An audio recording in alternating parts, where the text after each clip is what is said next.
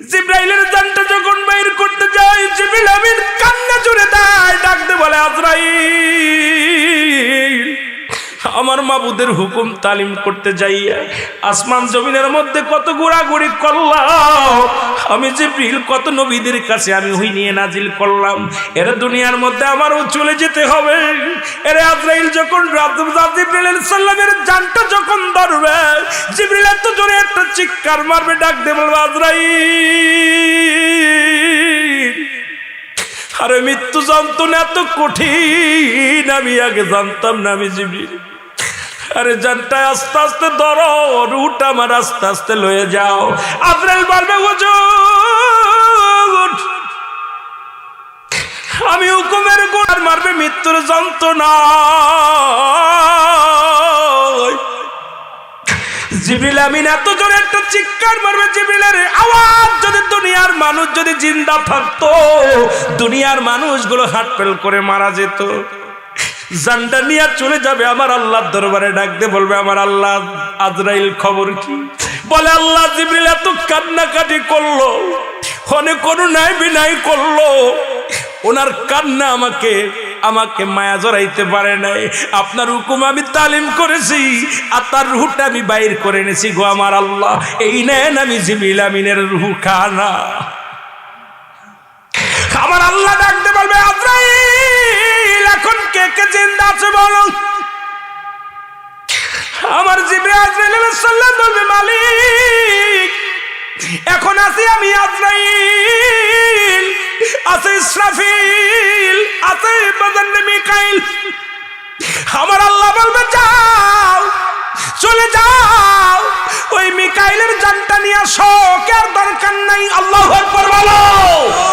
মিকাইলকে সালাম দিবে আজরাইল আলাইহিস সালাম, আসসালামু আলাইকুম ভাই মিকাইল, আমরা চারজনের দায়িত্ব আল্লাহ চারটা দায়িত্ব দিয়েছিলেন, এখন আপনার দায়িত্ব শেষ।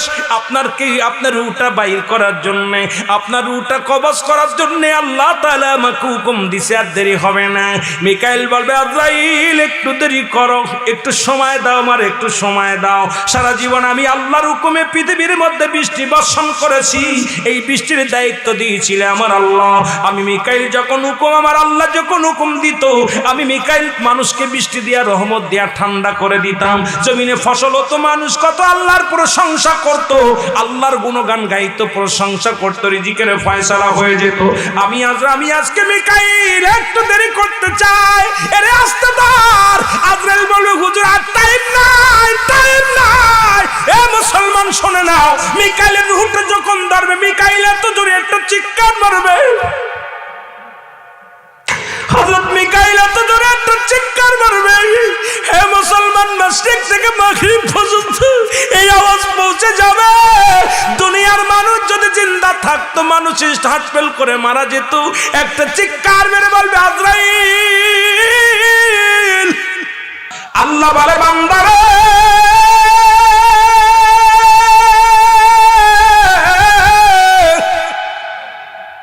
এই জমিনটা আমি রাখবো না, এই জমিনের মধ্যে যত মাটি আছে গো, সমস্ত মাটিগুলো আমি আল্লাহ পুড়ে তামা বানায়া দিব। এত মস্তানি কেন রে বাবা? কেন গায়ের জোর দেখাও, কত ক্ষমতা দেখাও? যাদের ভয়ে খান্নাবাসীর মানুষেরা উঠতে পারত না, আজকে তারা কবরে শুয়ে আছে, কবর উপরে দিয়ে কুত্তা শেলে পায়খানা করে, খেদানোর মতো ক্ষমতা নাই।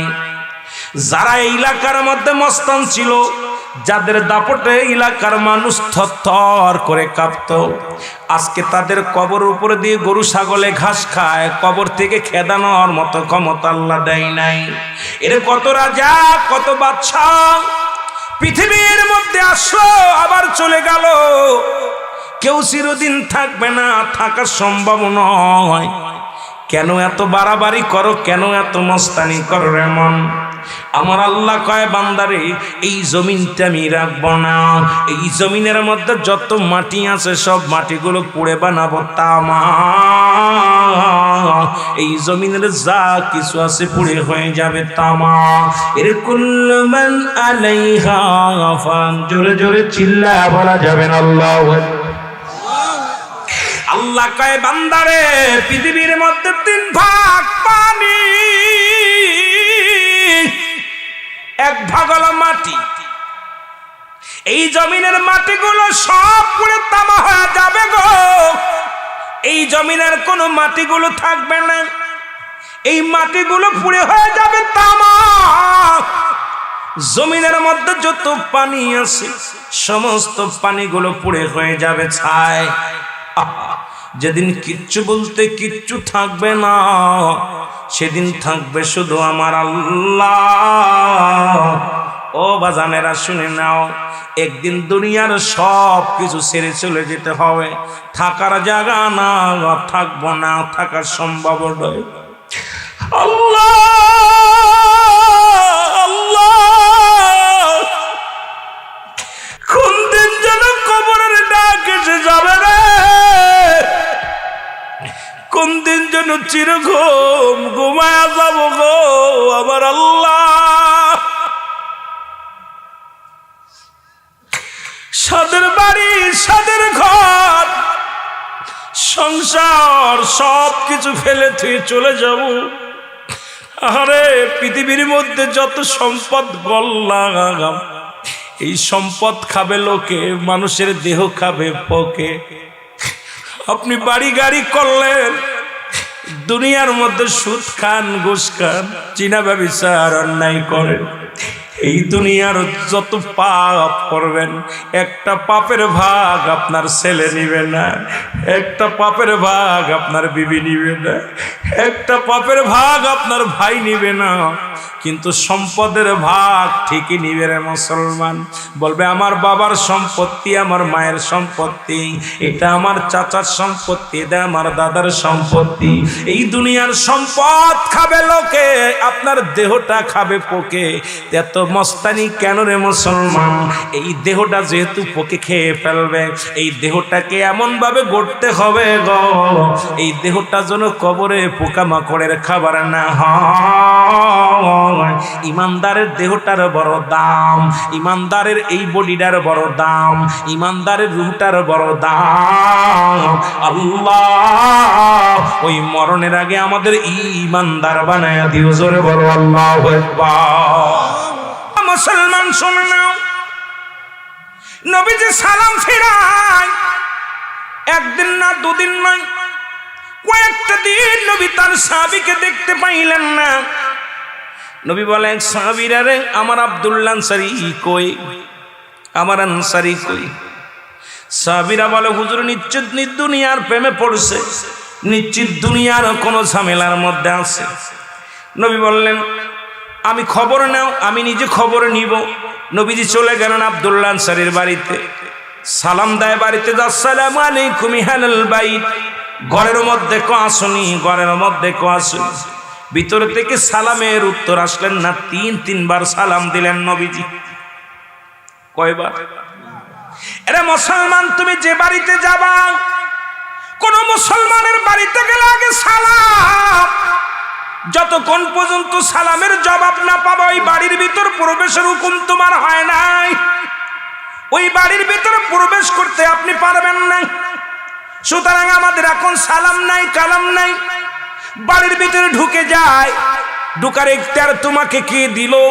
কেউ তো তোমাকে ঢুকার পারমিশন দেয় নাই।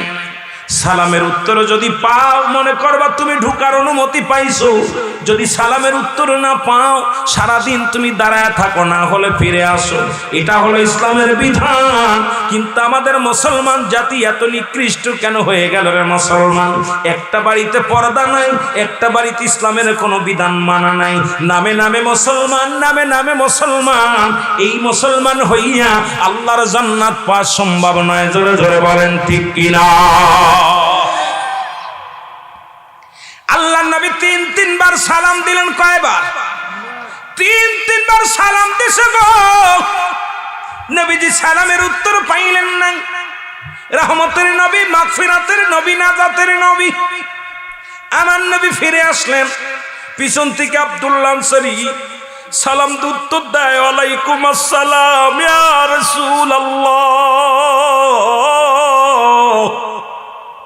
ওয়ালাইকুম আসসালাম ইয়া হাবিবাল্লাহ, ওয়ালাইকুম আসসালাম ইয়া রাহমাতাল লিল আলামিন।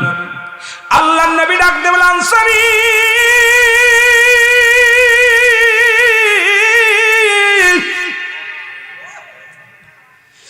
আমি তিনবার সালাম তোমাকে দিলাম, তুমি 3টা সালামের উত্তরই আমাকে দিলাম। তার মানে আমার বুঝতে বাকি নাই, তুমি আমার সালাম কানে শুনেছিলা, উত্তর দেও নাই। বলে, ইয়া রাসূলুল্লাহ, ইয়া হাবিবাল্লাহ, আমি কেন সালামের উত্তর দিই না, এটার জবাব আমি আপনাকে দিতে পারবো না। আপনি যদি দয়া করে আমার বাড়িতে যাইতেন তাহলে আমি কেন উত্তর দিই নাই আপনাকে বুঝাইতে পারতাম। নবী বলে, চলো। আল্লাহর নবী রওনা হয়ে গেলেন। আনসারী বাড়িতে যাইয়া যখন দরজা খুলে দিলেন, দরজা খুলে দেখে, দরজা খোলার পর ঘরের ভিতরে বিশাল একটা গর্ত খোঁড়া। আল্লাহর নবী বলে, আনসারী রে, ঘরের মধ্যে এত বড় গর্ত কেন গো?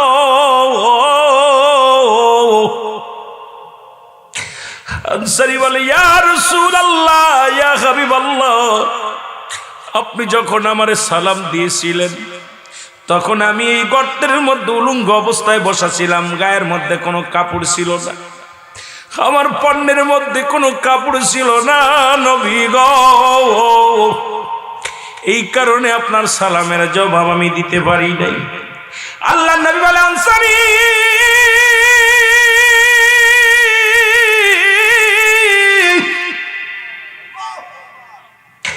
কিসের জন্য, কি কারণে তুমি সালামের উত্তর দিলা না? বলো, হুজুর, আপনি ওয়াজ করলেন যে ব্যক্তি 5 ওয়াক্ত সালাত সময় মতো আদায় করতে পারবে, আপনি তার হাত ধরে জান্নাতে নিয়ে যাবেন। নবী গো, আমি বাড়ি যাই আমার বিবির কাছে ওয়াজটা করি। আমার বিবি ডাকতে বলে, স্বামী রে, জীবনে টাকা চাই না, বাড়ি চাই না, কিচ্ছু চাই না, আপনার কাছে একটা মাত্র দাবি করে যায়, আমি যেন 5 ওয়াক্ত সালাত আদায় করতে পারি, সেই দোয়াটা আপনার কাছে চাই, আর সেই সুযোগটা চাই। ইয়া রাসূলুল্লাহ, ইয়া হাবিবাল্লাহ, আমাদের স্বামী স্ত্রী মিলে একমাত্র একখানা কাপড়, যখন আজান পড়ে যায়, মসজিদে আজান পড়ে যায়, আমি ওই কাপড়টা পরে আপনার পিছে নামাজের জন্য চলে যায়। আমার বিবি উলঙ্গ হয়ে গর্তের মধ্যে বসে থাকে, সালাম ফিরায় আমি এক দড়ি বাড়িতে আসি, বাড়ি আসি এই গর্তের মধ্যে ঢুকে যায়, ঢুকিয়া কাপড়টা খুলে দিয়ে আমার বিবি পণ্যে দিয়া আমার বিবি পরিধান করে। ইয়া রাসূলুল্লাহ, ইয়া হাবিবাল্লাহ, এই কাপড় পরিধান করে নামাজে দাঁড়ায় যায়। আপনি যখন সালাম দিয়েছিলেন তখন আমার বিবি নামাজের মধ্যে ছিল, আর আমি উলঙ্গ অবস্থায় গর্তের মধ্যে বসেছিলাম। ইয়া রাসূলুল্লাহ, ইয়া হাবিবাল্লাহ, কারণ আমি উলঙ্গ অবস্থায় থাকার কারণে আপনার সালামের জবাব দিতে পারি নাই। আমার নবী চোখের পানি ছেড়ে ডাকতে বলে, আনসারী রে,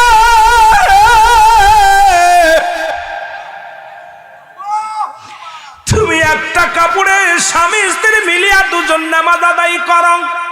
আমি নবী আদা করলাম, আমি নবী কথা দিলাম, ইয়াউমুল কিয়ামতের ময়দানে আমি তোমাদের স্বামী স্ত্রী তোমাদের দুজনকেই সঙ্গে করে জান্নাতে নিয়ে যাব। জোরে জোরে চিল্লায়া বলা যাবে না মারহাবা। তাহলে আপনি কি দোহাই দিয়ে নামাজ ছাড়তে পারবেন? ছাড়া সম্ভব নয়। এ মুসলমান, নবীর সাহাবী যদি এক কাপড়ে স্বামী স্ত্রী দুজন নামাজ আদায় করতে পারে, আপনাকে আমার আল্লাহ সেই রকম অবস্থা করে নাই। বাড়ির মালিক হয়েছেন, গাড়ির মালিক হয়েছেন, পোশাকের মালিক হয়েছেন রে মুসলমান, কিন্তু আল্লাহর সাথে আপনার সম্পর্ক নাই। আল্লাহ বলে, এদের জন্য আমি রেখে দিলাম মুআদ্দাতুল কাফিরিন, এই কাফের বেঈমান মুনাফিকদের জন্য আমি আল্লাহ প্রস্তুতি করে রাখলাম। একটা নয়, দুটি নয়, 7-7টা জাহান্নাম। জোরে জোরে চিল্লায়া বলা যাবে না আল্লাহু আকবার। এই জন্য আমি বলতেছিলাম, রাতের শুরু নামাজ, দিনের শুরু নামাজ, মনে আসেনি? এ মুসলমান, রাতের শুরু নামাজ, রাতের শুরু হলো মাগরিবের নামাজ, মনে আছে? 3 রাকাত ফরজ নামাজ তুমি আদায় করলা, তুমি আমার মাওলার গোলাম হয়ে গেলা। এবার তুমি 2 রাকাত সুন্নাত নামাজ তুমি যখন আদায় করলা, আমার নবীর প্রেমিক হয়ে গেলা। এখন যদি তোমার রাতের মধ্যে মৃত্যু হয়, তোমার মৃত্যুটা হবে আমার নবীর প্রেমিক আল্লাহর গোলাম। জোরে জোরে চিল্লায়া বলা যাবে না মারহাবা। গভীর মনোযোগ। আর এই পথে আসার জন্য যুগে যুগে নবীজিকে পাঠাইলেন আল্লাহ। বলেন আল্লাহ নবী বলেন কি বলেন শুনে নেন। নবী বলেন হায়াতি খায়রুল লাকুম অমামায়াতি খায়রুল লাকুম। নবী বলেন উম্মতিরা রে শুনে নাও। আজকে কথাগুলো বুঝাইতে যায় অনেক কথা চলে আসবে। দাদু ভাইয়েরা প্রাসঙ্গিক বাদানরে আনুষঙ্গিক ভাবে অনেক আলোচনা চলে আসে। একটা কথা বলতে গেলে আর একটা কথা জোড়ায় চলে আসে। মূল আলোচনার মধ্যে আমাদের থাকা লাগবে। নবীজি কি বলে শুনে নেন। নবীজি বলতেছে উম্মতিরা রে, আমি নবী দুনিয়ার মধ্যে আগমন করলাম, এটা আমার উম্মতের জন্য বড় কল্যাণকারক। জোরে বলেন মারহাবা। আর একটু জোরে। আমি নবী দুনিয়ার মধ্যে আগমন করেছি আমার উম্মতের জন্য কল্যাণকারক। এ আলেম ওলামা নবী যারা চেনো না, শরীয়ত তরিকত হাকিকত মারফত ইসলামী মানে এহসান কালেমা নামাজ রোজা হজ যাকাত আগুন পানি মাটি বাতাস। আজকে বোঝার জন্য প্রতিটা মানুষের মধ্যে 4টা রং আছে। 1 নাম্বার আগুন পানি মাটি বাতাস। মারহাবা বলেন না। প্রতিটা মানুষের মধ্যে 4টা রং আছে। কয়টা রং? জোরে বলেন কয়টা রং? 4টা রং দিয়ে আগুন দিয়েছে দেহের মধ্যে, পানি দিয়েছে দেহের মধ্যে, বাতাস দিয়েছে দেহের মধ্যে, মাটি দিয়েছে দেহের মধ্যে। নবী কি বলে এখন আমার বাজানেরা শুনে নেন। নবী বলে উম্মতিরা রে, আমি নবী দুনিয়ার মধ্যে আগমন করেছি আমার উম্মতের জন্য বড় কল্যাণকারক। কারণ আমি নবী আমার উম্মতের সঙ্গে চলাফেরা করেছি, আমি নবী আমার উম্মতের সঙ্গে কথাবার্তা বলেছি, আমি নবী আমার উম্মতের মতো ঘর সংসার করেছি। এখন এই যুগে আমাদের অনেক আলেম ওলামা কয় নবীও মানুষ আমরাও মানুষ। নবীরা হলো গুনাহ থেকে মুক্ত, আমরা গুনাহে যুক্ত। নবীরা হলো মাসুমের মাসুম, আমরা হলাম গুনাহ মার্কা মানুষ। এ মুসলমান, শরীয়তের দিক তাকাইবেন নবী, নামাজের দিকে তাকাইবেন নবী, সংসারের দিকে তাকাইবেন নবী। ও মুসলমান, যেদিকে যাবেন সেদিকেই নবী। নবী কি জোরে বলেন ঠিক কিনা? কোথায় বাদ দিবেন আমার নবীরে? নবী বলেন হায়াতি খায়রুল লাকুম, আমার হায়াতের জিন্দেগিটা আমার উম্মতের জন্য কল্যাণকারক। আবার নবী বলেন মামায়াতি খায়রুল লাকুম, আমার নবীকে আমি দুনিয়া থেকে বিদায় নিয়ে গেলাম, এটা আমার উম্মতের জন্য বড় কল্যাণকারক। এই জন্য কল্যাণকারক কারণ আমার উম্মতিরা পৃথিবীর মধ্যে যদি কোনো ভালো কাজ করে, আজকে যেমন খাল্লাবাসী জান্নাতের বাগান সাজাইলো, আমার আল্লাহর দরবারে আমার নবী কেন্দে কেন্দে বলে আমার আল্লাহ, ওই খাল্লা গ্রামে স্বপন চেয়ারম্যান সাহেব তোমার জিকির করেছে, জান্নাতের বাগানে বসেছে আল্লাহ, আমি তার জন্য প্রশংসা করি আমার আল্লাহ। আমার অমুক উম্মাত, আমার অমুক গ্রামে অমুক উম্মাত তোমার জন্য পাগল গো আমার আল্লাহ। ও মুসলমান শুনে নাও, এই প্রশংসা করে আমার আল্লাহর নবী আমার আল্লাহর দরবারে। আবার নবীজি বলেন কোন উম্মাত যদি গুনাহের কাজ করে, সঙ্গে সঙ্গে আমি নবী আমার উম্মাতের তরফ থেকে আমার আল্লাহর দরবারে ইস্তেগফার করি, মাফ চাই।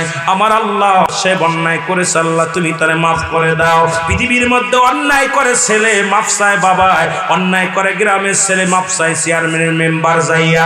এই খাল্লা গ্রামের চেয়ারম্যান সাহেব বলতে পারবে এর মধ্যে কত সন্ত্রাসীর জন্য মাফ চা লাগছে। এই গ্রামের নালিশ ওই গ্রামে যা মাফ চা লাগছে, গোপনে যায়া বলা লাগছে এই গ্রামের মাতবার যাইয়া যে মাতবার যে মাফ চাইছে। বাবা এমন নবীর উম্মত হয়েছি, ভুল করি আমি ক্ষমা চাই আমার নবী, সেই নবীর পক্ষে থাকা লাগবে কি লাগবে না? এই পৃথিবীর মধ্যে সন্তানের লাশ যে বহন করেছে মুসলমান, যারা সন্তানের লাশ বহন করেছে সেই বাবা দানের সন্তানের লাশ কত বাড়ি, ওই বাবারে জিগাইবেন, বাবা বলবে দুনিয়ার মানুষরা ওই আসমান জমিনের মধ্যে এই আসমানটা যত ভারী, আমার সন্তানের লাশ কেন তার চাইতে অধিক ভারী। এই পৃথিবীর মধ্যে বাবার লাশ সন্তান যারা কাঁদে দিছে, এই গোরস্থানবাসীরে কবরে শোয়া দিছে, ওই ছেলে জানে, ওই মেয়ে জানে, ওই বাবায় জানে সন্তানের লাশ কত ভারী। আমার ভাইরা, আমার বন্ধুরা, এমন মুফতি আমজাদ আলী সাহেব একটা কিতাব লিখলেন, কিতাবের নাম্বার শরিয়াত। এই কিতাবের মধ্যে লিখতে যা বললেন, দুনিয়ার মানুষ শোনো,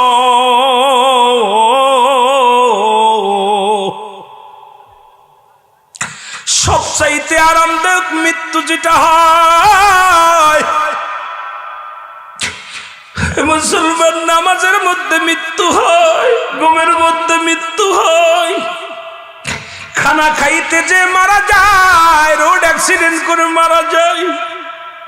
এই মৃত্যুটা হলো 70টা তাজা উটের গায়ের চামড়া জবাই না করিয়া উল্টো দিকে টান দিয়ে লবণ আর মরিচ লাগা দিলে যতটুকু যন্ত্রণা হয়,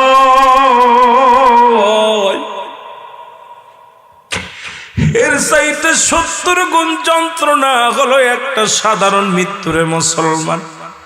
অনেকেই মরণকালে পায়খানা করে দেয়, অনেকেই মরণকালে প্রস্রাব করে দেয়, অনেকেই মরণকালে জিহ্বাটা বড় হয়ে যায়, অনেকের মরণের সময় চোখ দুটি বড় বড় হয়ে যায়।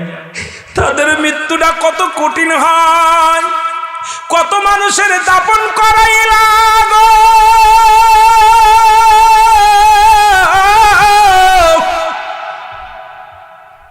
কত মানুষের কাপন পরাইলাম, কত মানুষের জানাজা পড়লাম।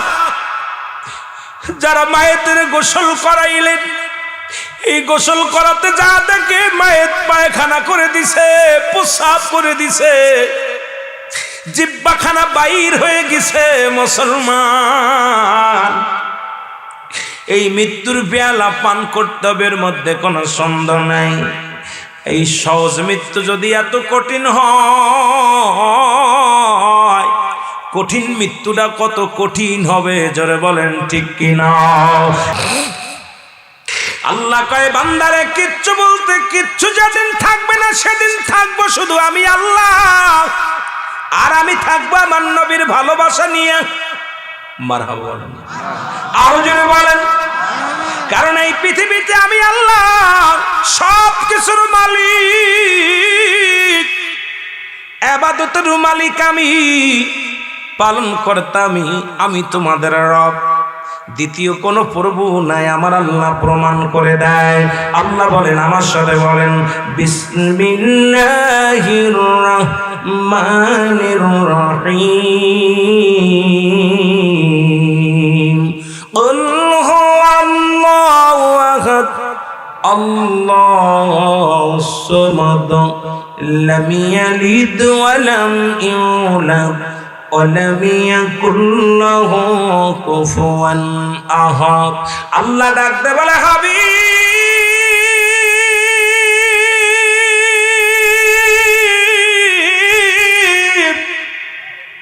আপনি জানাতেন আমি আল্লাহ এক, আমি আল্লাহ এক, দ্বিতীয় নাই।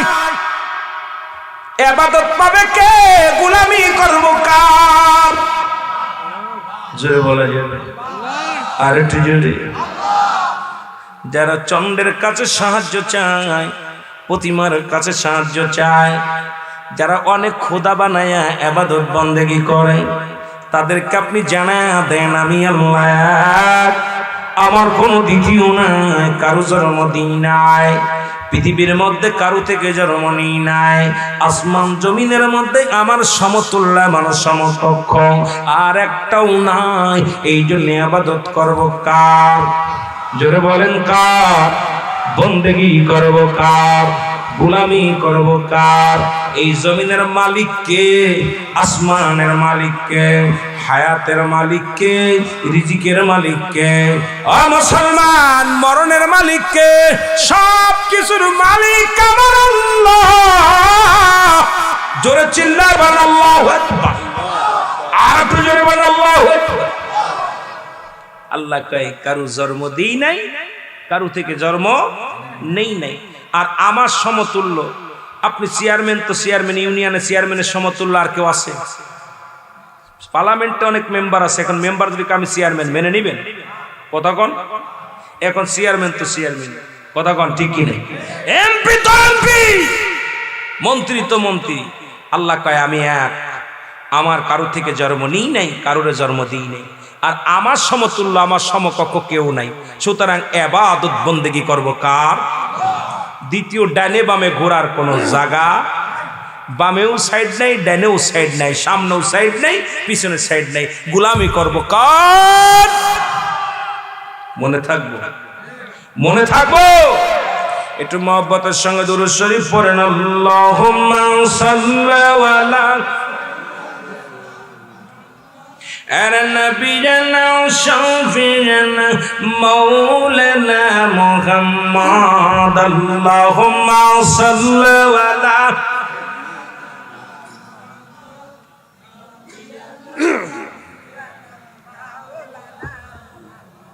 কোথায় রইলেন দয়াল নবী, কোথায় রইলেন দয়াল নবী আমাদের ফেলিয়া? আপনি বিন কি লাভ হবে এই জগতে বাসিয়া? আল্লাহুম্মা সাল্লি আলা সাইয়্যিদিনা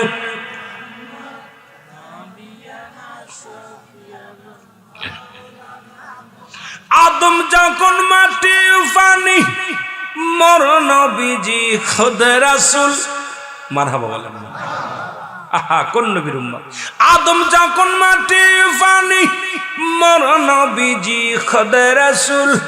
তার উপরে পড়েন দুরুদ, তার উপরে পড়েন দুরুদ।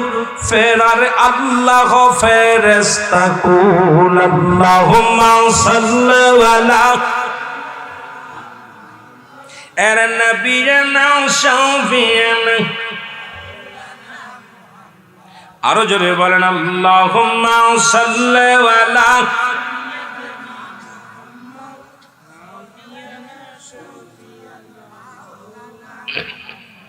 এ মুসলমান, গভীর মনোযোগ। যে কথা বলতেছিলাম, এই পৃথিবীর সব কিছু যেদিন শেষ হয়ে যাবে, আমার বাদানেরা, মৃত্যু তো সবারই হয়ে যাবে। আমার আল্লাহ ডাকতে বলবে, আজরাইল,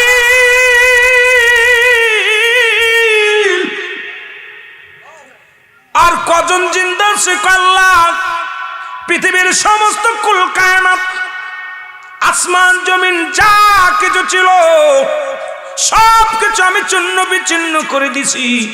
কুল্লু মান আলাইহা ফান, সব শেষ করে দিছি। আহা, কথা বুঝেন। একটা আয়াতের তাফসীর ব্যাখ্যা করতে গেলেই রাত শেষ। ওয়াজ তো যেভাবে আমাকে আবার বলছে, বলা পরে একটু মরণের দিকে যেতে গেছি, কবরের দিকে যেতে যে সময় দিতে পারবো কি জানি না। তবে বাবা, সবকিছু শেষ করে ফেলেছি। আল্লাহ বলবে, আজরাইল, এখন কে কে জিন্দা? মাবুদ আজরাইল গণনা করে দেখে, হুজুর, আল্লাহ আজরাইল আলাইহিস সালাম বলে, আল্লাহ, 4 জন ব্যক্তি আমরা জীবিত আছি। কে কে? আল্লাহ, আমি আজরাইল, বাকি আছে আপনার ইসরাফিল, বাকি আছে আপনার মিকাইল, বাকি আছে আপনার জিব্রাইল। জোরে জোরে চিল্লায় বলো মারহাবা। সব কি শেষ? হ্যাঁ, সবকিছু আমি শেষ করে দিছি। একটু পরে আখেরি মুনাজাত, প্রধান বক্তা যখন শেষ বক্তা ওয়াজ করে, সব শেষ। 2-4 ঘন্টা পরে 12টার পর থেকে এখানে আর কেউ থাকবে না, আখেরি মুনাজাত হয়ে যাবে। জোরে বলেন ঠিক কিনা? আজরাইল কাল্লা কয়জন বাদ আছে? আল্লাহকে কয়জন আছে? কাল্লা এখন আপনি আর আমরা 4 জন। কয়জন? কেডা কেডা? হযরত আজরাইল আলাইহিস সালাম, হযরত জিবরাইল আলাইহিস সালাম, হযরত মিকাইল আলাইহিস সালাম, হযরত ইসরাফিল আলাইহিস সালাম। কয়জন? কথা বলেন। বিশিষ্ট 4 জন সাহাবীর নাম মনে আছে? নাম কি? হযরত আবু বকর সিদ্দিক রাদিয়াল্লাহু তাআলা আনহু, হযরত ওমর ফারুক রাদিয়াল্লাহু তাআলা আনহু, হযরতে উসমান গনি রাদিয়াল্লাহু তাআলা আনহু, হযরতে আলী রাদিয়াল্লাহু তাআলা আনহু। মনে থাকবো? ওয়াজ এখন এইগুলো নিয়ে আমার করা লাগবে, ওজুর বিষয়, নামাজের বিষয়। কারণ এখন সেই বিবেচনা করে দেখছি, এখন বাংলাদেশের অধিকাংশ অঞ্চলে আমার সাধারণ ভাইদেরকে ধোঁকা দিতেছি আমরা। ওই যে কলাম যে আমাদের মন মতো ওয়াজ করি, এখন আপনাদের কিছু দিতে পারি না, বড় কষ্ট লাগে। যে আমি তো সময় গুনি, আমি তো ভালো খাইতে দিচ্ছেন, বসতে দিচ্ছেন, মালও কামাই নিয়ে যাচ্ছি, কিন্তু আমরা কি দিতেছি আপনাদের? দেওয়ার দরকার। দেওয়ার দরকার। বাংলাদেশে যে সমস্ত ভাইটাল বক্তা আছেন, বক্তারা শোনো, শ্রোতাদের কিছু দাও না, ইয়াউমাল কিয়ামতের ময়দানে তোমার জিহ্বা কাটবে আগুনের কাছে দিয়া। কারণ তোমরা বড় আলেম, তোমাদেরকে আল্লাহ ইলম দান করেছে, তোমরা সেই আলোচনাগুলো ছড়িয়ে দাও মানুষের মধ্যে। আগের যুগে ওয়াজ শুনলে মানুষের অন্তর কাঁপতো, বেনামাজি নামাজি হতো, বাবা পিতামার খেদমত যারা করতো না তারা করা শুরু করতো, দুনিয়ার পথে যারা থাকতো না দিনের পথে আসতো, সত্য পথে ফিরে আসতো। আর এখন আগের যুগে মসজিদ ছিল কাঁচা, মানুষের ইমান ছিল পাকা, এখন মসজিদ হইছে পাকা, ইমান একেবারে ফাঁকা। কথা কি আসা না মিশা? আগের যুগে মানুষ মসজিদে যাইয়া তাহাজ্জুদের নামাজ পড়তো, আপনার ইবাদত বন্দি করতো, এখন এসির মধ্যেও থাকতে চায় না, যায় গরমে ঠিক চাই না রে, ঠিক কিনা? থাকবি কেমনে? থাকা তো সম্ভব না, শয়তানের সোসায় পড়ে গেছি, জোরে বলেন ঠিক কিনা? তাহলে চারজন ফেরেশতা জীবিত থাকবে, কয়জন? নাম কি? হযরত জিবরাইল আলাইহিস সালাম, হযরত মিকাইল আলাইহিস সালাম, হযরত ইসরাফিল আলাইহিস সালাম, হযরত আজরাইল আলাইহিস সালাম। এরে বাবা, আজরাইলের নামটা শুনলেই কেন যেন ভয় লাগে, কথা কন ঠিক কিনা? ইনি কি আইতো? কথা কয় না। আজরাইল কি আইতো? কি কয় না কয়? সবার জীবনে আজরাইল আইতো, জোরে বলেন ঠিক কিনা? পৃথিবীর সব অস্বীকার করতে পারেন, কুল্লু নাফসিন যায়কাতুল মাউত, এটা অস্বীকার করার মতো ক্ষমতা কারুর নাই। কেউ বলতে পারেন যে আমার মরণ নাই? কথা বলেন না কেন? আহা, এখান থেকে ফেরার কোনো পথ নাই, রাস্তা নাই। কত বক্তা, কত বিদেশে গেছে, কত আপনার এলাকার অনেক মানুষ। এই কিছুদিন আগে দেখলাম আপনাদের ব্রাহ্মণবাড়িয়ার জমিনে, নবীনগরের জমিনে 3টা লাশ আসছে ইটালি থেকে। 3টা লাশ মারা গেছে, উপর থেকে কাজ করতে মারা গেছে, কফিন করে পাঠাইছে। একটা লাশ, তার ভিতরে আবার একটা লাশ হারিয়ে গেছে, কারণ লাশ অদল বদল হয়ে গেছে, জানাজা দাফন টাফন করা হয়ে গেছে। এমন সময় বিদেশ থেকে খবর দিচ্ছে যে আমি তো বাইসে আছি। কথা বলছেন? কখন কার লাশ কফিনে উঠবে, কখন কার লাশ সার্ভিয়ারি পালকিতে উঠবে, কখন কার দোকানে কাপড় অপেক্ষা করতেছে কেউ বলতে পারি না। কোন দোকানে আপনার কাপড় অপেক্ষা করতেছে, কোন জারের বাস অপেক্ষা করতেছে, কোন মানুষটা আপনার জানাজা পড়াবে, কোন মানুষটা আপনার জানাজায় হাজির হবে, কেউ বলতে পারি না। এখন জীবিত আছি, সকালবেলা মাইক আসবে, চেয়ারম্যান স্বপন সাহেব ইন্তেকাল করেছে রাত 10টায়, মরহুমের জানাজা। কি হবে? চেয়ারম্যান বলবে না মরহুম বলবে? কথা কয় না কেন? মরার সময় বলবে যে অমুক স্বপন মাস্টার সাহেব রাত 10টায় ইন্তেকাল করেছে, ইন্না লিল্লাহি ওয়া ইন্না ইলাইহি রাজিউন। জোরে বলেন ঠিক কি না? কথা কয় না কেন? ওয়াজ বোঝেন না? এরপরে বলবে মরহুমের জানাজার নামাজ সকাল 10টায় অনুষ্ঠিত হবে ওই গোরস্থান ময়দানে, মরহুমের জানাজা। বলবে না স্বপন মাস্টারের জানাজা হবে? কথা বলে না কেন? ডাক্তারের কথা বলবে না, চেয়ারম্যানের কথা বলবে। কি বলবে? মরহুম। কি বলবে? আহা, ঘন মানে মিনিটের ভিতরে এক মুখেই বলতেছি অমুক ইন্তেকাল করেছে, মরহুমের জানাজা। আহা, তাহলে বলা গেল না যে চেয়ারম্যান সাহেবের জানাজা, মৌলানা সাহেবের জানাজা। তাহলে বোঝা গেল সেকেন্ডের মধ্যে একই জবান দিয়া জীবিতটারে মারলাম, মরাটারে মায়ের বানায় কবর দিলাম। জোরে বলেন ঠিক কিনা? এটা যদি আমাদের জ্ঞান থাকতো, দুনিয়ার এই দুনিয়া পাপী মানুষ, আহা, এই দুনিয়ার মানুষগুলো এত নিষ্ঠুর হতো না। আমার ভাইরা, আমার বন্ধুরা, আমার আল্লাহ বলবে আজরাইল কয়জন আছো? বলে আল্লাহ আমরা 4 জন, আপনি মোট 5 জন। আমার আল্লাহ বলবে যাও। এখন আর কার নাই? জিবরিলের খবর দরকার নাই, কারণ জিবরিল আমিনের জানটা কবাজ করো। জিবরিলকে সালাম দিবে আজরাইল আলাইহিস সালাম, আসসালামু আলাইকুম ভাই জিবরিল, আমি আপনার কাছে এসেছি, আমার আল্লাহর হুকুম আছে, আপনার আর বলে কোনো দায়িত্ব নাই, দায়িত্ব শেষ, এখন আপনার রুহটা নিয়ে যাব। জিবরিল আমিন বলবে ও আজরাইল, এই দুনিয়ার মধ্যে আমি জিবরিল আমিন 12 বার গেছিলাম হযরত আদম আলাইহিস সালামের কাছে, 4 বার গেছিলাম হযরত ইদ্রিস আলাইহিস সালামের কাছে, 42 বার গিয়েছিলাম আমি হযরত ইব্রাহিম আলাইহিস সালামের কাছে, এর 450 বার গিয়েছিলাম আমি মুসা আলাইহিস সালামের কাছে, আর আখির নবী রাহমাতুল লিল আলামিনের কাছে গিয়েছিলাম 24,000 বার এই দুনিয়ার মধ্যে এই আদান প্রদান করেছে আমি জিবরিল আমিন। এখন আমাকে নেওয়ার খবর এসেছে, আমাকে চলে যেতে হবে, কি শুনাইলাম? আজরাইল বলে, জিবরিল রে, আর সময় নাই, কারণ আমি তোমাকে আর সময় দিতে পারবো না, কারণ তোমার যাবার সময় হয়ে গেছে। আমার মাওলা হুকুম দিছে। আজরাইল তখনও জানে না যে আমার তার চলে যেতে হবে, আর তখনও জানে না। জিবরাইলের জানটা যখন বাইর করতে যায়, জিবরিল আমিন কান্না জুড়ে দেয়, ডাকতে বলে, আজরাইল, আমার মাবুদের হুকুম তালিম করতে যাইয়া আসমান জমিনের মধ্যে কত ঘোরাঘুরি করলাম, আমি জিবরিল কত নবীদের কাছে আমি ওহী নিয়ে নাজিল করলাম, এর দুনিয়ার মধ্যে আমারও চলে যেতে হবে। এর আজরাইল যখন জিবরিল আলাইহিস সালামের জানটা যখন ধরবে, জিবরিল এত জোরে একটা চিৎকার মারবে, ডাক দিয়ে বলবে, আজরাইল, আরে মৃত্যু যন্ত্রণা এত কঠিন আমি আগে জানতাম না। আমি জিবরিল, আরে জানটা আস্তে আস্তে ধরো, রুট আমার আস্তে আস্তে লয়ে যাও। আজরাইল বলবে, হুজুর, আমি হুকুমের গোড়ার মারবে মৃত্যুর যন্ত্রণা।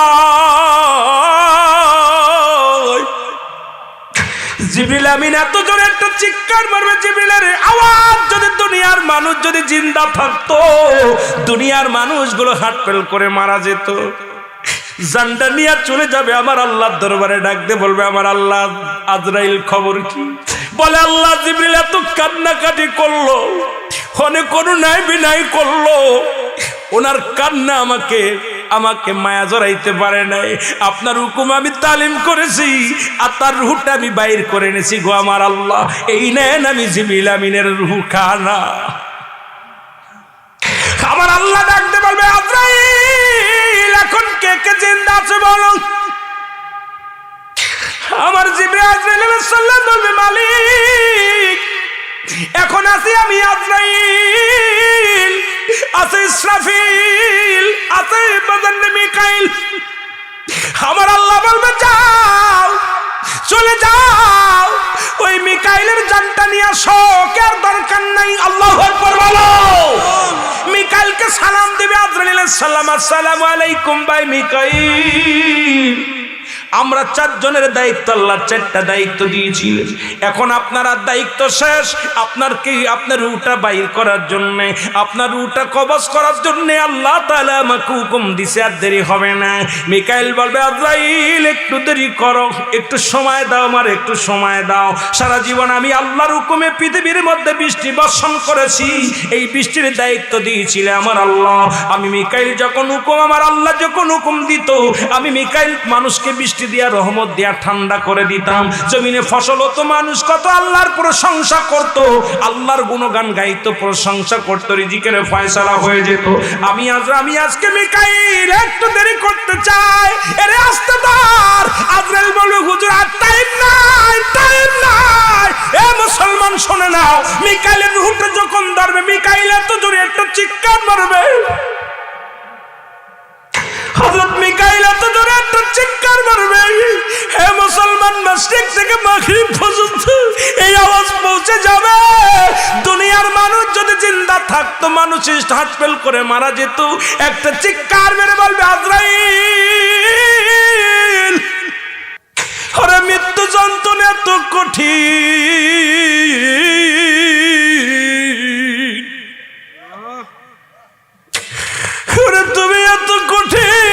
তুমি এত কঠিন হয়েও না, আমার রুহটা একটু আস্তে আস্তে বাইর করো রে মিকা। আমি মিকাইল বলতেছি, আমি আল্লাহর প্রেরিত একজন ফেরেশতা ছিলাম, আরে মৃত্যু যন্ত্রণা এত কঠিন রে। আজরাইল বলে, কোন সময় নাই, আপনার অনুনয়নের সময় নাই, মওলার হুকুম আছে আমাকে, আপনি কেঁদে লাভ হবে না, আপনার কান্না দেখার সময় নাই, আপনার রাজারির কোনো সময় নাই। মিকাইলের জানটা বাইর করে নিয়ে আসবে টান দিয়া। আমার আল্লাহ বলবে, আজরাইল, আর কজন আছে বাকি বলো? বলবে, আমার মালিক, এখন থেকে বাকি আছি আমরা 2 জন। একজন হলো হযরত ইসরাফিল আলাইহিস সালাম, আরেকজন আমি আজরাইল আলাইহিস সালাম, বাকি আছেন আর আপনি। মোট তিনজন। জোরে জোরে চিল্লায় বল আল্লাহু আকবার। মরণের কথা মানুষ মরণের স্মরণ রাখলা না, আজরাইল আসিলে পরে রক্ষা পাবি না। বলেন আজরাইল আসিলে পরে মহব্বতে বলেন মরণের কথা মানুষ মরণের স্মরণ করলা না, আজরাইল ছিলে পারে রক্ষা পাবি না। বলেন আজরাইল ছিলে পারে। কত রাজা বাদশা ফকির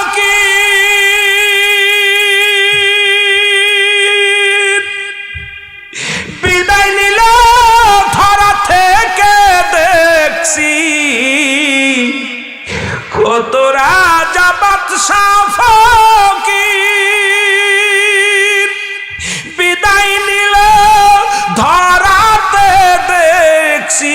কোন দিন যেন এসে যাবে, কোন দিন যেন এসে যাবে আমার চলে যাওয়ার ডাক। আজরাইল শিলে পারে রক্ষা পাবি না। বলেন আজরাইল শিলে পারে মরণের কথা মানুষ মরণের স্মরণ রাখলা না, আজরাইল আসিলে পারে রক্ষা। এ ভাইরা আমার বন্ধুরা আমার আল্লাহ বলবে ডাকতে আজরাইল দূরে যাও, দেরি নাই।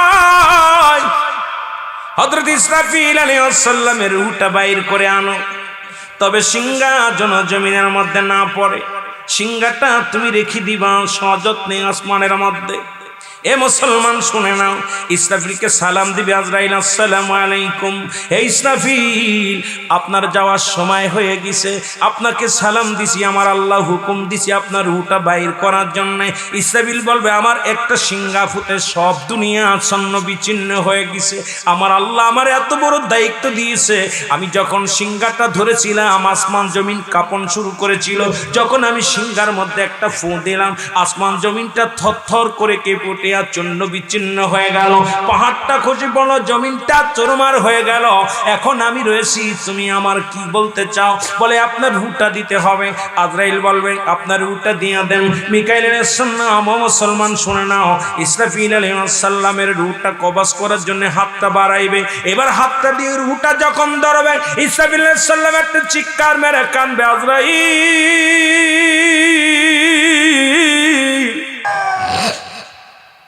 ওয়াজ বুঝে নিবেন, খালি খালি ঠান্ডা মাটির মধ্যে বয়া লাভ নাই।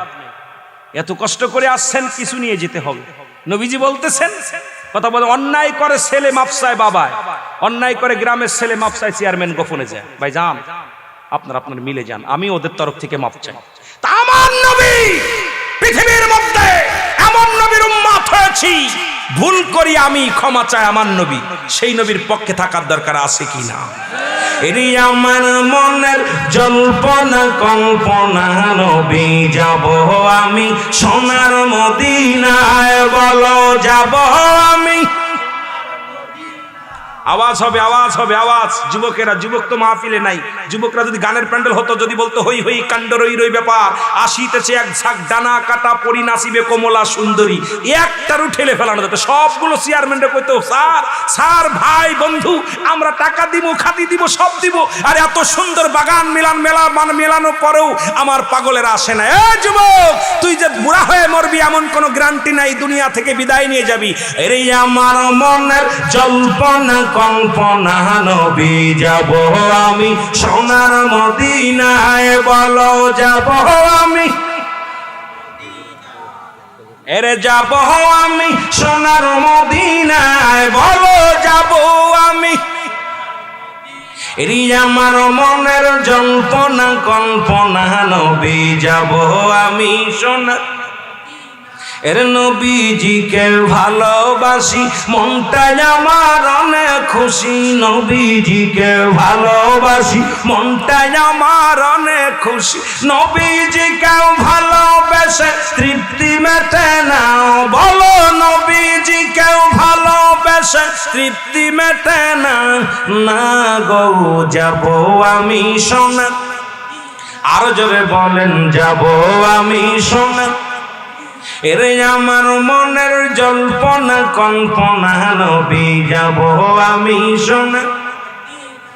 এর নবীর নামে এত মধু, নবীর নামে এত জাদু, ডাকিলে মনে হয় মধু। নবীর নামে এত জাদু, ডাকিলে মনে হয় মধু। এই মধু কোথাও মেলে না, না গো যাব আমি সোনা। এরি আমার মনের জল্পনা কল্পনা, নবী যাব আমি। আল্লাহ কবুল করে, জোরে বলেন আমিন। আরো জোরে বলেন। এ দুনিয়ার মুসলমান গভীর মনোযোগ। এই জন্য বলতেছিলাম, নবী লাগবে কবরে, নবী লাগবে মিজানে, নবী লাগবে ফুলসিরাতে, নবী লাগবে ইয়াউমাল কিয়ামতের ময়দানে। নবী বিনে কোনো বান্ধব নাই, নবী বিনে কোনো দরদি নাই। মানুষের তিনটা বিপদ, নাম্বার 1 হলো মানুষের মরণ, নাম্বার 2 হলো কবর, নাম্বার 3 হলো কিয়ামতের ময়দান। হে দুনিয়ার মুসলমান শুনে যাও, পৃথিবীর মধ্যে আসল সিরিয়াল আছে, যার সিরিয়াল নাই রে। দেখা যায় বাবার কাঁধে সন্তানের লাশ, সন্তানের কাঁধে বাবার লাশ, ভাইয়ের কাঁধে ভাইয়ের লাশ। পিছনে আমি ছিলাম, যখনই ওনার নামটা বলেছি তখন ওই জায়গাতে যারা ছিল সকলে আমার গাড়িটা রিসিভ করে সামনে এনে ফেরিঘাটে উঠায় দিছে, ফেরির উপরে। এরপরে নামা পরেও সবাই আমাকে অত্যন্ত মহব্বত করছে যে চেয়ারম্যান বাড়ি যাচ্ছেন ভাই, এই পথে যেতে হবে, এইভাবে যেতে হবে। আশেপাশে যত মানুষ শুনেছি প্রত্যেকের মুখে, যতগুলো মানুষের কাছে আমি জিজ্ঞেসি ভাই চেয়ারম্যান বাড়ি কত দূরে, তখন সবাই বলছে ভাই জানে এই পথে। তাহলে একটা মানুষের সুনাম অগস্ত হয়, সুনাম নাই কুনাম। কিন্তু আল্লাহ তাআলা চেয়ারম্যান সাহেবকে আল্লাহ আমাদের মাঝে হায়াতের মধ্যে বরকত দান করুক, আর দীর্ঘদিন যে সুনাম অর্জন করেছে আল্লাহ যেন এই সুনামটুক রেখে যেন আল্লাহ দ্বীনের দাওয়াত, আল্লাহ দ্বীনের কাজ করে যেতে পারে। সকলে বলুন আমিন।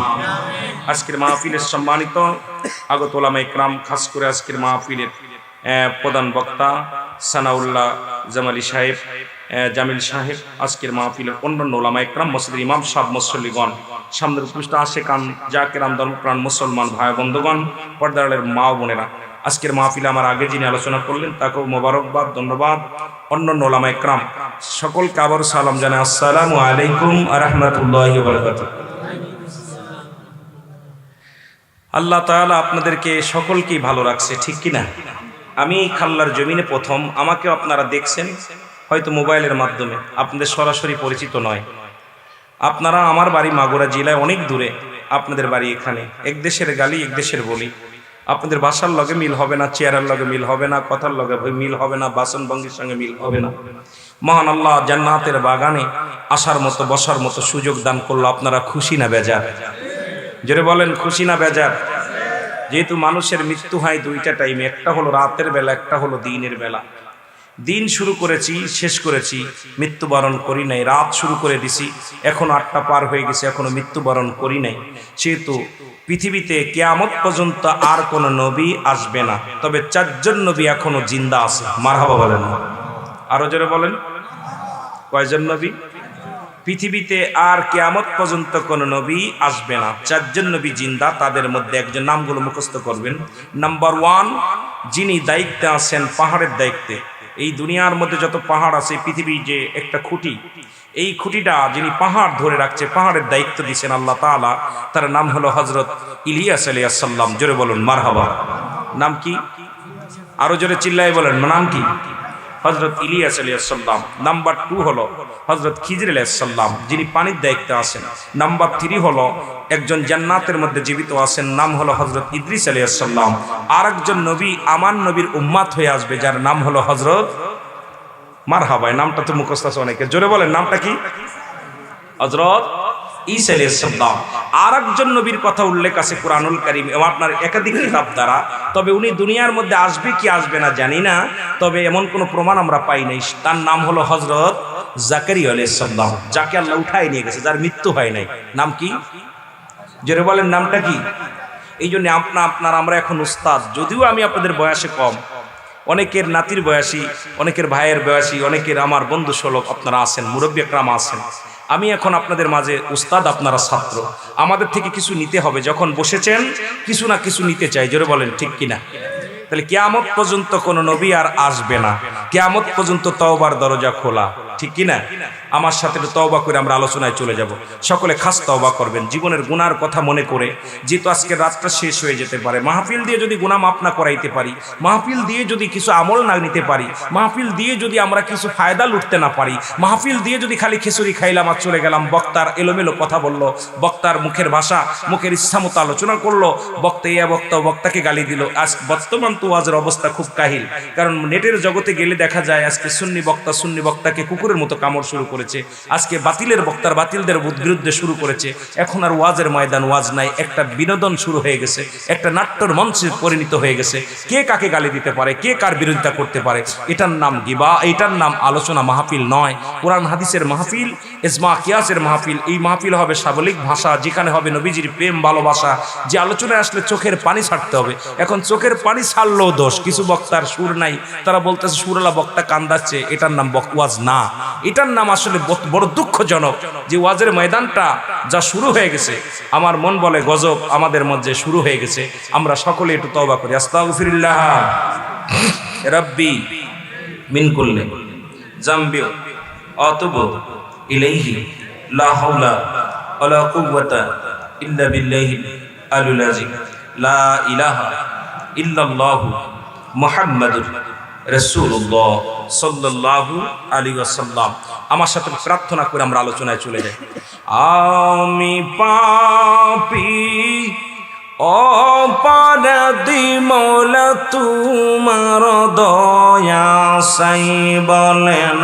আমি পাপী অপরাধী, মওলা তোমার দয়া, এর তুমি যদি না কর দয়া,